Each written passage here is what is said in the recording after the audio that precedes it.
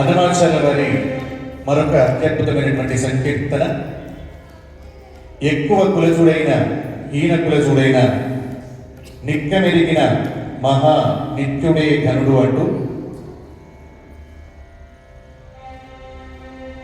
కులమతాలు కానీ పెద్ద చిన్నలు కానీ ఎక్కువ తక్కువ అనేటువంటి భేదాలన్నీ కూడా మానవ మాతృలుగా మనమంతా కూడా సమాజంలో వచ్చినటువంటి అభిప్రాయాలు మట్టుకే, కానీ ఎక్కువ తక్కువ అనేది ఎక్కడా లేదు.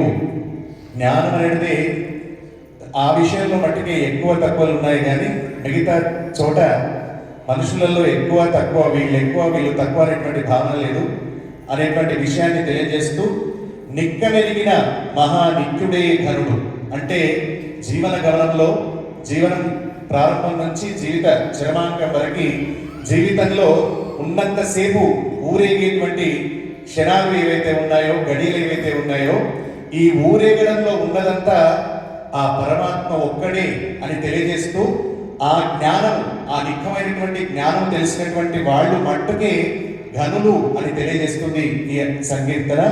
ఎక్కువ కులజుడైన హీన కులజుడైన అని చెప్పేసి అమ్మ గానం చేసినటువంటి కీర్తన ఈ కీర్తన. నన్ను ఎంతో ప్రభావితం చేసినటువంటి కీర్తన.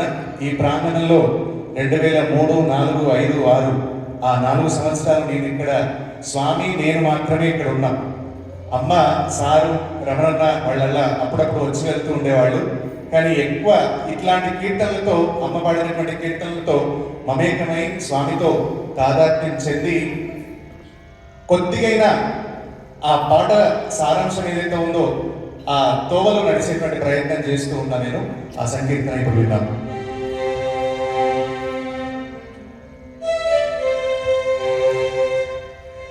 ఎక్కువ కులజుడైనా హీన కులజుడైనా నిక్కమెరిగిన మహానిత్యుడే ఘనుడు. ఎక్కువ కులజుడైన హీన కులజుడైన నిక్కమెరిగిన మహానిత్యుడే ఘనుడు. ఎక్కువ కులజుడైన హీన కులజుడైన నిక్కమెరిగిన మహానిత్యుడే ఘనుడు.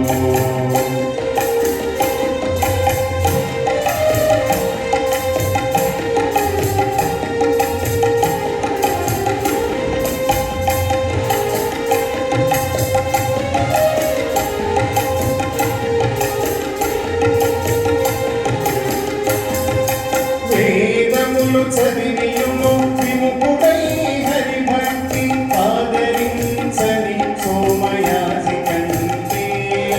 వేదములు చదివియును విముఖుడై హరిభక్తి ఆదరించని సోమయాజి కంటే. దేవియును లేని కులహీనుడైనను విష్ణు పాదములు సేవించు భక్తుడే ఘనుడు. కులహీనుడైనను విష్ణు పాదముల సేవించు భక్తుడే ఘనుడు. ఎక్కువ కులజుడైన హీన కులజుడైన నిక్కమెరిగిన మహానిత్యుడే ఘనుడు.